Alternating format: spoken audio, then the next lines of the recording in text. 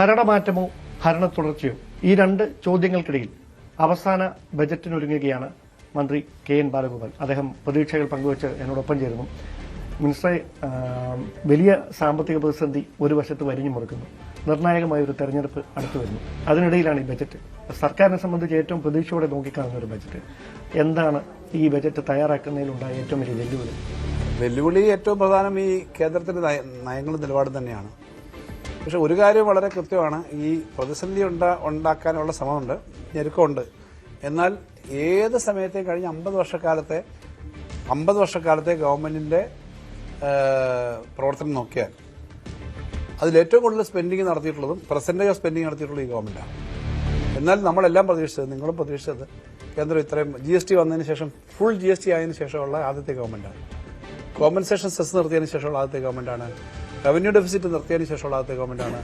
ബോറോയിങ്ങിന്റെ കാര്യത്തിൽ പുതിയ നിയമം കൊണ്ടുവന്നതിന് ശേഷമുള്ള ആദ്യത്തെ ഗവൺമെന്റാണ്.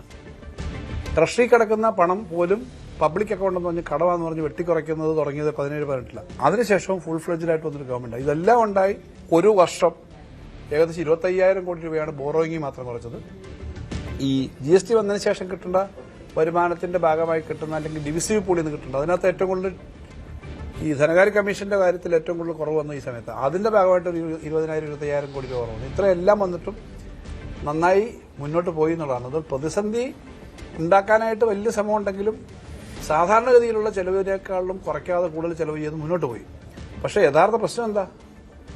ഒരു 2 ലക്ഷം കോടിയിലധികം രൂപ 5 വർഷം കൊണ്ട് കിട്ടേണ്ടത് കിട്ടിയില്ല. അത് കിട്ടിയിരുന്നെങ്കിൽ എത്രയോ മെച്ചമായിരുന്നേനെ. കാര്യങ്ങളെല്ലാം നടന്നുപോയി.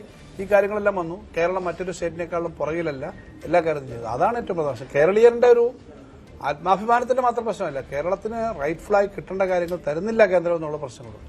ഈ രാഷ്ട്രീയമായി ഉയർന്നു വരുന്ന ഏറ്റവും പ്രധാനപ്പെട്ട ഒരു വിമർശനം ഒരു ഫിനാൻഷ്യൽ മിസ്മാനേജ്മെന്റ് ഉണ്ടായി, അതുകൊണ്ടാണ് ഇങ്ങനെ ഒരു പ്രതിസന്ധി ഉണ്ടായതെന്നാണ്. പക്ഷേ എപ്പോഴെങ്കിലും ഈ പ്രതിപക്ഷത്തുള്ള ഏതെങ്കിലും നേതാക്കന്മാരുമായോ MLA-മാരോ ഒക്കെയായി അനൌദ്യോഗികമായിട്ടെങ്കിലും ഈ പ്രതിസന്ധി എന്താണെന്ന് പറഞ്ഞ് മനസ്സിലാക്കാൻ കഴിഞ്ഞിട്ടുണ്ട് അവരുടെ ഭാഗത്ത്?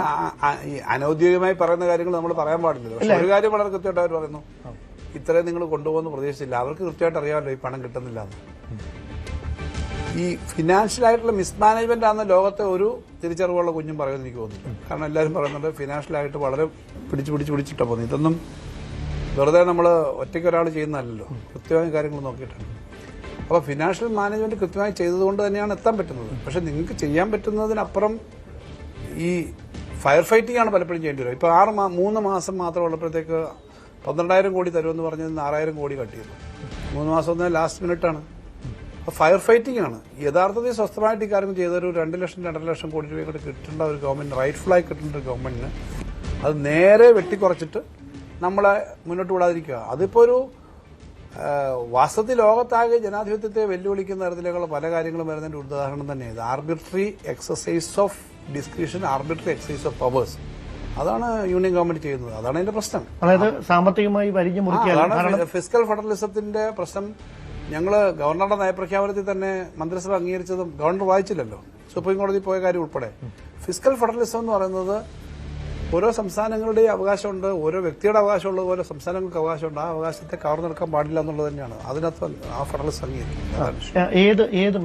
മേഖലകൾ ധാരാളമുണ്ട്. ഞാൻ ചുരുങ്ങിയ സമയത്തിനകത്ത് അതെല്ലാം പറയാൻ സമയമെടുക്കുന്നത്.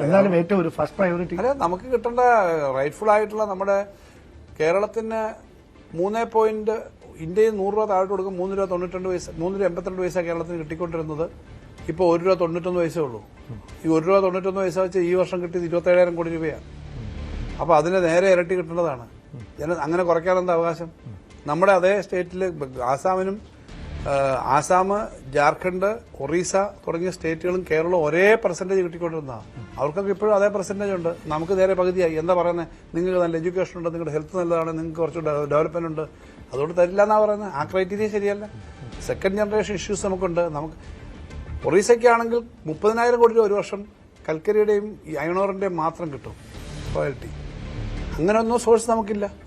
എന്നിട്ടും നമ്മൾ നേരെ അങ്ങനെ ചെയ്യുന്നു. അത് സത്യത്തിൽ സാമാന്യ ബുദ്ധിയിൽ ജനങ്ങൾ ഒരിക്കലും ഉൾക്കൊള്ളുന്ന ഒരു കാര്യമല്ല കേന്ദ്രം ചെയ്യുന്നത്. ഈ ക്ഷേമ പെൻഷൻ വർദ്ധിപ്പിക്കുമ്പോൾ റബ്ബറിന്റെ താങ്ങുവില കൂട്ടും. റബ്ബറിന്റെ താങ്ങുവില ഇപ്പോഴല്ലേ 200 രൂപയാക്കിയത്. അപ്പൊ അതിനപ്പുറത്തേക്ക് ഒരു പ്രതീക്ഷ. അല്ല, ജനങ്ങൾ 5 വർഷം കൊണ്ടാണ് നമ്മൾ ഈ 50 രൂപ കൂട്ടിയത്. റബ്ബറിന്റെ വിലക്കല്ല ഇപ്പൊ പ്രശ്നം, റബ്ബറുള്ള മേഖലയാണ് ഞാൻ വരുന്നത്. ഇപ്പൊ ടാപ്പിങ്ങിന് വേണ്ടത്ര തൊഴിലാളിയില്ല, പിന്നെ വന്യമൃഗം ശല്യം, ഇങ്ങനത്തെയുള്ള പ്രശ്നങ്ങളാണ്. റബ്ബറിന്റെ വില ഇപ്പം ആളുകൾക്ക് ഇതൊരു സാമാന്യം. ഈ ഫ്ലോർ പ്രൈസ് എന്ന് പറഞ്ഞാൽ വലിയ ലാഭമുള്ളതല്ല, ഫ്ലോർ പ്രൈസ് ഒരു ന്യായമായ പ്രൈസാണ്, അതിന് കുഴപ്പമില്ല. ഈ ഞങ്ങൾ വന്ന ഏപ്രിലാണ് 170 ആയത്, പിന്നെ 180 ആക്കി, 200 ആക്കി, കൊടുത്തു തുടങ്ങി. നെല്ലിനും അതുപോലെ കൂട്ടി. ഇതൊക്കെ സാധാരണ നല്ല പിന്നെ വില തന്നെയാണ് കൃഷിക്കാർ സമ്മതിക്കുന്നത്. ഞാൻ കർഷക സംഘത്തിന്റെ സംസ്ഥാന സെക്രട്ടറി ആയിരുന്നു, കർഷകനുമാണ്, റബ്ബറൊക്കെ ഉള്ള ആളാണ്. അപ്പോൾ ഈ റബ്ബറിന്റെ വില കൂടുന്നതല്ല പ്രശ്നം, റബ്ബർ മേഖല നേരിടുന്ന വേറെ ചില പ്രശ്നങ്ങളുണ്ട്, ടാപ്പിംഗ് തൊഴിലാളി ഉൾപ്പെടെയുള്ള പ്രശ്നങ്ങൾ. ഒരു കാര്യം കൂടി, വില കൂടുതൽ കിട്ടുന്നല്ല, 250-300 കിട്ടേണ്ടതാണ്. ഞാൻ പറഞ്ഞ ഫ്ലോർ പ്രൈസ് അല്ല, അത് സെൻട്രൽ ഗവൺമെന്റിന്റെ ഈ ഇറക്കുമതി നയം കാരണം ഉണ്ടായ വിലയിടുവാണ്. അവരന്ന് ഒരു സഹായം ചെയ്യുന്നു. ക്ഷേമ പെൻഷൻ ഒന്നും പറഞ്ഞില്ല.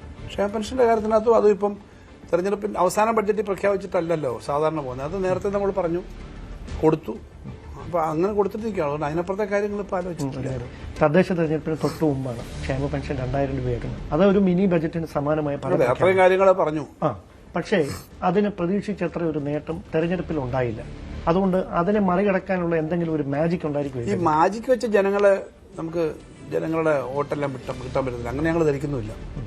ഓരോ ഇലക്ഷനും പ്രത്യേകമായ സാഹചര്യമുണ്ട്, പ്രാദേശിക ഗവൺമെന്റുകൾ. ഇപ്പൊ സംസ്ഥാന ഗവൺമെന്റിന്റെ പെർഫോമൻസിനെ പറ്റി അല്ല കൂടുതൽ ചർച്ച വന്നത്, പ്രാദേശികമായ പ്രശ്നങ്ങൾ കാണും. പിന്നെ ഞാനൊരു കാര്യം തുറന്നു പറയാം, ഞങ്ങളുടെ പ്രവർത്തകർ അമിത ആത്മവിശ്വാസത്തിലുമായിരുന്നു. 2000 രൂപ കൂട്ടി ഇത് വന്നു, ഒരു പോയിന്റാണ്. പിന്നെ ജനങ്ങളുമായിട്ട് നിരന്തരമായിട്ട് സംബന്ധിച്ച് കാര്യങ്ങൾ വരിക. അപ്പൊ അമിത ആത്മവിശ്വാസം, തെറ്റായ പ്രചരണം ധാരാളം നമ്മുടെ നാട്ടിൽ വന്നല്ലോ, നിങ്ങൾക്കറിയാമല്ലോ. തെറ്റായ പ്രചരണം കേരളത്തിൽ വളരെ എന്നും ഉള്ളതാണ്. ആ പ്രചരണം ഗവൺമെന്റിനെതിരായിട്ടുള്ള തെറ്റായ പ്രചരണം, ഇതുപോലെ പല കാര്യങ്ങളുണ്ടാവും. അപ്പൊ ജനങ്ങളുടെ അടുത്തേക്ക് ഈ കാര്യങ്ങൾ മൊത്തം കൺവിൻസ് ചെയ്യാൻ പറ്റുന്ന തരത്തിലേക്ക് നമുക്ക് എത്താൻ പറ്റിയില്ല.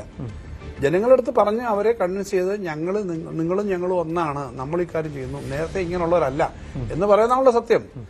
ഈന്തപ്പഴത്തിന്റെ കുരു മൊത്തം മാറ്റി സ്വർണ്ണമാക്കി എന്ന് പറഞ്ഞിട്ട് കഴിഞ്ഞ 5 വർഷം മുമ്പ് പറഞ്ഞല്ലോ. ഖുറാനകത്ത് സ്വർണം വെച്ചോണ്ട് വന്നെന്ന് പറഞ്ഞല്ലോ. നിങ്ങളും മറന്നുപോയി. ഈ പിന്നെ ബിരിയാണി ചെമ്പ്, സ്വർണ്ണ ചെമ്പ്, എല്ലാവരും വിശ്വസിക്കുന്ന തരത്തിലല്ലേ പറഞ്ഞത്. ഈ തരത്തിൽ പ്രചരണം വരും, തെരഞ്ഞെടുപ്പ് വരും, പോകും. അപ്പൊ ഇങ്ങനെയുള്ള പ്രചരണം ഒരു വശത്തുകൂടി വരും. നമ്മൾ ഈ കാര്യങ്ങൾ നല്ലപോലെ പിന്നെ പറഞ്ഞ് ജനങ്ങളുടെ അടുത്തേക്ക് എത്തിക്കുക. ഇത് എല്ലാം കൂടെ ചേർന്ന ഇലക്ഷൻ, അല്ലാതെ ഒരു എന്തെങ്കിലും ഒരു ഗിമ്മിക്കിലൊന്നും മാത്രം ജനങ്ങൾ പറ്റില്ല. അവസാനം ഒരു ചോദ്യങ്ങൾ, ഭരണ തുടർച്ചയ്ക്ക് വേണ്ടിയുള്ള ബജറ്റ് ആയിരിക്കും.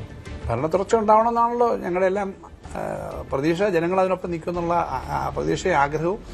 പിന്നെ ചെയ്തതെല്ലാം ആത്മാർത്ഥമായിട്ട് തന്നെ ചെയ്യുകയാണ് നമ്മൾ ചെയ്തിട്ടുള്ളത്. ഈ ഗവൺമെന്റ് ഇപ്പം തന്നെ 2ാം വർഷം തകർന്നു പോകുമെന്നല്ലേ നേരത്തെ പറഞ്ഞിരുന്ന ആളുകൾ. ഇത് ഇത്ര എത്തി, ഇതെല്ലാം കൃത്യമായി കൊടുത്തു. ഇതൊന്നും ഇല്ലാത്ത 18 മാസക്കാലം ഒന്നുമേ കിട്ടാതിരുന്ന ചരിത്രമാണ് 10 വർഷം മുമ്പുള്ളത്.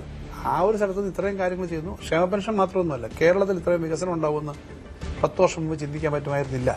അപ്പോൾ അതൊക്കെ വന്നൊരു സാഹചര്യത്തിൽ തൊഴിലവസരങ്ങളും ചെറുപ്പക്കാർക്കും പ്രായമുള്ളവർക്കും ഏറ്റവും സാധാരണക്കാരായിട്ടുള്ള അതിദാരിദ്ര്യമുള്ള ആളുകൾ മുതൽ വിവിധ മേഖലയിലുള്ളവർക്കും എല്ലാം നല്ല കാര്യങ്ങൾ ചെയ്യാൻ പറ്റിയൊരു ഗവൺമെന്റ് എന്നാണ് ഞാൻ പ്രതീക്ഷിക്കുന്നത്. ജനങ്ങളത് മനസ്സിലാക്കുന്നതാണ്. അതുകൊണ്ട് തന്നെ കേരളത്തിന്റെ ഭാവിക്ക് വേണ്ടി, പുതിയ തലമുറയുടെ ഭാവിക്ക് വേണ്ടി, നാളേക്ക് വേണ്ടിയിട്ട് ഇടതുപക്ഷം വീണ്ടും അധികാരത്തിൽ വരുന്നത് തന്നെയായിരിക്കും നല്ലതെന്നാണ് ഞാൻ പറയുന്നത്. മാത്രമല്ലത് ജനങ്ങളിൽ നല്ലൊരു ഭാഗം അങ്ങനെ ചിന്തിക്കുന്നു എന്ന് ഞാൻ കരുതുന്നു. അല്ലെങ്കിൽ അങ്ങനെ അവർ പിന്തുണയ്ക്കുമെന്ന് പ്രതീക്ഷിക്കുന്നു. ഈ വലിയ വെല്ലുവിളികൾക്കിടയിൽ 5ാമത്തെ ബജറ്റ് അവതരിപ്പിക്കാൻ എല്ലാ ആശംസകളും. കൂടുതൽ വാർത്തകൾക്ക് news 18 Keralam YouTube channel subscribe ചെയ്യുക.